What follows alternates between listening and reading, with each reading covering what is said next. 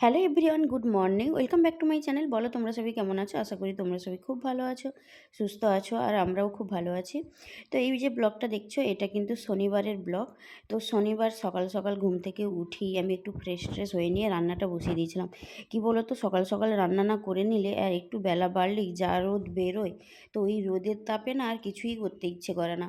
তো যাই হোক, ওই কারণে আমি রান্নাটা বসিয়ে নিয়েছিলাম। আর যেহেতু শনিবার নিরামিষ, আজকে ভাবলাম একটু ওই ডাল আলু পোস্ত এরকম কিছু বানাবো। তো এদিকে আমি আলু পোস্তর জন্য তোমার আলুগুলো দেখো ছোটো ছোটো করে কেটে নিয়েছিলাম। দিয়ে এখন ওই শুকনো লঙ্কা আর কালো জিরে ফোড়ন দিয়ে আলুটা তুলে দিলাম। একটু ভাজা ভাজা হবে ওই দিকে। তারপর হঠাৎ মনে পড়লো যে এক টুকরো মতো মানে ছোট্ট একটা পনিরের টুকরো ছিল। তো তাই ভাবলাম পনিরের টুকরোটা তো আলাদা করে কি আর বানাবো, তো পনিরটাকে ওই আলুর মধ্যেই দিয়ে দিই, ওই আলু পোস্তর মধ্যে। তো ওই ইয়েতেই তো পনিরটাকে আমি ছোটো ছোটো করে টুকরো করে নিয়েছিলাম। ওই টুকরো মতো হয়েছিল। তো ওই পনিরটা এখন দিয়ে দিব। আর আলুটা দেখো একটু মাঝখানে ফাঁকা করে ওর মধ্যে পনিরটা দিয়ে দেবো, পনিরটাও ভাজা ভাজা হয়ে যাবে।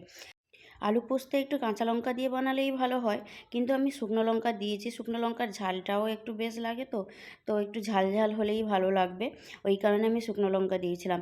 আর এখানে দেখো পোস্ত একটু চালমগজ দিয়ে আমি এটা একটা শুকনো লঙ্কা দিয়ে ওর মধ্যে বেটে নিয়েছিলাম। তো এবার দেখো আমার পনিরটাও হালকা হালকা ভাজা হয়ে গেছে আলুর সঙ্গে। তারপরে এখন ওই যে পেস্ট বানিয়ে রেখেছিলাম ওইটা এখন অ্যাড করব। দিয়ে এখন ভালো করে নেড়ে চেড়ে তারপরে একটু জল দিয়েই আমার একটু ঢাকা দিয়ে রাখবো। আলুটা সেদ্ধ হলেই আমার তরকারিটা রেডি হয়ে যাবে। দিন দিন গরমের অবস্থা যা খারাপ হচ্ছে, এই বছর যদি এত গরম হয়, এর পরের বছর তারপরের বছর কী অবস্থাটাই না হবে।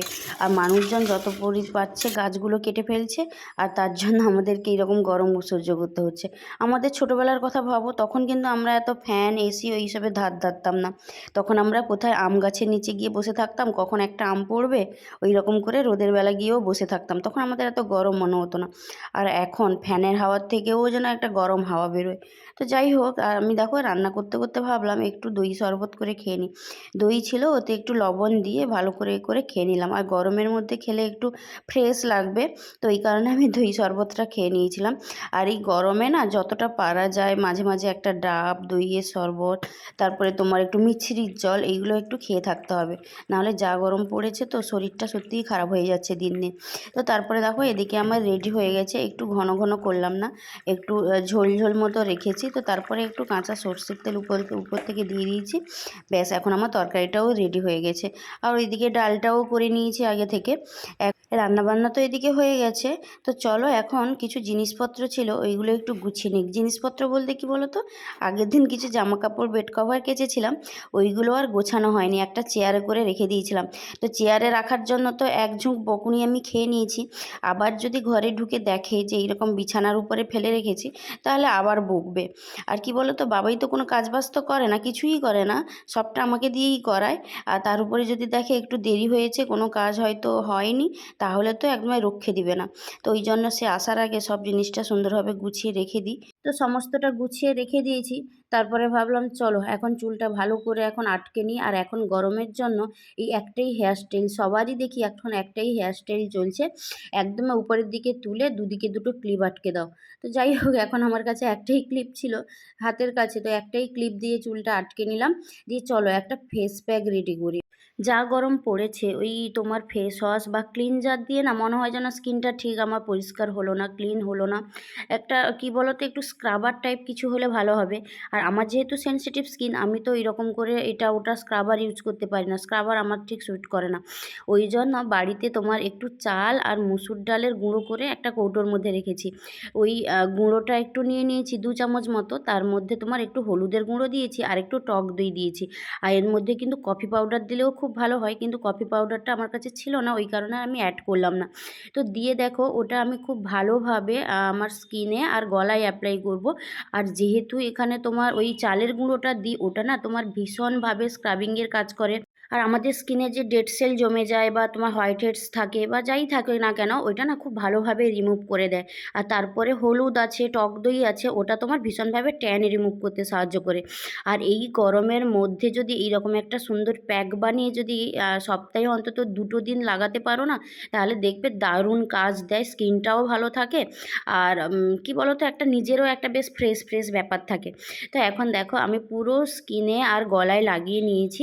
এখন এটা এটা আমি ওই 10 মানে শুকনো পর্যন্ত রেখে দিব। তারপরে গিয়ে আমি ভালো করে স্ক্রাবিং করে ধুয়ে স্নান করে চলে আসব। আর এটা না স্নানের আগেই তোমরা ইউজ করবে, শুধু মুখে গলায় কেন, এরকম করে পুরো হাতেও লাগিয়ে নেবে। আমি তো হাতে পায়েও লাগিয়ে নিই, দিয়ে একদম স্নান করে চলে আসি। এই দেখো এখন পুরো ফ্রেশ হয়ে নিয়েছি, আর দেখো কতটা ভালো লাগছে। তারপরে এখন যেটা করব, টোনারটা নিব। আর এই গরমের মধ্যে আমি তো সারাদিনে কিছু করি আর না করি 3-4 বার করে এরকম করে না টোনারটা ইউজ করি।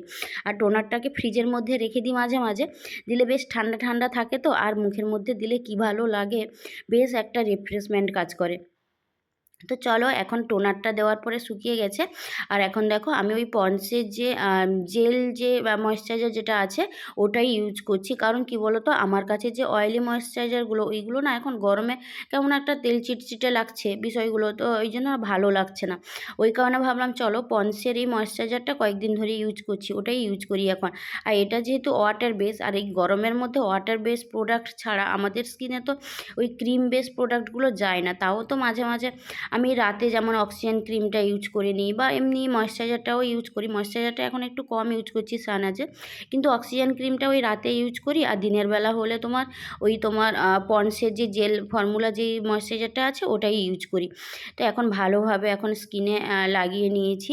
আর আমি শুধু মুখে নয়, গলায়, মানে তোমরা চেষ্টা করবে যেটা মুখে ইউজ করবে সেটা কিন্তু গলায়ও ইউজ করার। কারণ কি বলো তো, আমাদের তো এই পোর্শনটাই তো এরকম খোলা থাকে, তো ট্যান পড়লে কিন্তু শুধু মুখের উপরে পড়ে না, গলায়ও ট্যানটা পড়ে।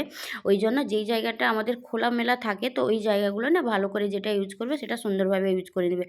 এই দেখো এখন স্কিনটা কতটা গ্লো করছে, স্কিনটাও বেশ ভালো। এইদিকে দেখো এই গরমের মধ্যে না একটা দুটো পিম্পলসও বেরোচ্ছে, ছোট ছোট করে দেখছি দানা দানা হয়ে বেরিয়েছে। তো যাই হোক, তারপরে না একটু রেডি হয়ে সন্ধ্যাবেলা চলে এসেছিলাম মাসির বাড়ি। আর মাসির বাড়ির ঠিক সামনে দেখো এইরকম রান্না বান্না হয়েছে। ওই যে নারায়ণ পুজো ছিল, ওই পুজো উপলক্ষে খাওয়া দাওয়া ছিল, শনিবার দিনই ছিল। তো ওই কারণে মাসি তো বারবার করে ফোন করছিল, এবার বাবা মা সবারই নেমন্তন্ন। তো যাই হোক, আর একদমই মাসির বাড়ির সামনেই হচ্ছে। তো ওই কারণে না সন্ধ্যাবেলা বাবাই আমাকে ছেড়ে দিয়ে গিয়েছিল। তো তারপরে দেখো এখানে অনেক কিছু রান্নাবান্না হয়েছে, অনেক লোকের আয়োজন। এখানে তোমার আলু পটলের তরকারি, তারপরে তোমার ওই কুমড়ো টুমড়ো দিয়ে একটা তরকারি, ডাল ছিল, চাটনি ছিল, পায়েস ছিল, তারপর তোমার আলু ভাজা ছিল। তো অনেক রকমের রান্নাবান্না ছিল। আর এদিকে আমার এই যে দেখো সব বোন সবাই এখানে এখন ঘুরছে। আর খেতে দিয়ে দিয়েছিলো ওই 8:30-9টা থেকেই খাবার দাবার শুরু হয়ে গেছিলো। আমরা এসে এখানে একটু দাঁড়িয়েছিলাম, দাঁড়িয়ে দেখছিলাম। আর প্রথমেই একদমে খেতে দিতে শুরু করবে। আর এই যে ছোট ছোট বাচ্চারা খুশি, এদের দেখো, এরা মোটামুটি রেডি, খাবারের পাতা নিয়ে, জলের গ্লাস নিয়ে, তারপরে কেউ জলের পট, লবণ সমস্ত নিয়ে ওরাই সমস্তটা পরিবেশন করছে। এই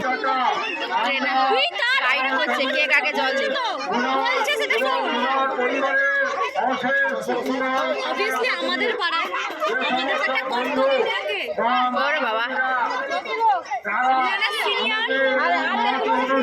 আচ্ছা আচ্ছা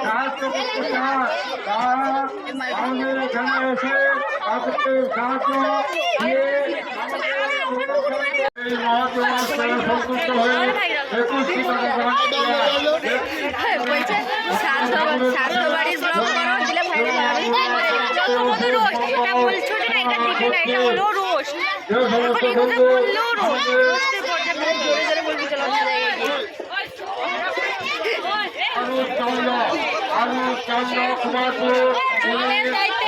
আমরা 3 বোন দাঁড়িয়ে একদম ভুলভাল কথাবার্তা আলোচনা করছিলাম। তো সাথী বলছে যে দিদি তুমি এতদিন ব্লগ করে কি করলে, দেখো কোনো শ্রাদ্ধ বাড়িতে গিয়ে ব্লগ বানাও, তাহলে কিন্তু দেখবে ব্লগ ভাইরাল হবে।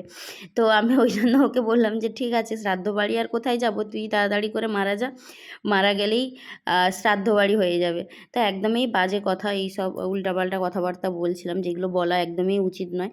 তো যাই হোক, তারপরে দেখো এদিকে 3-4টে মতো পংক্তি হয়ে গেছে খাওয়া দাওয়ার।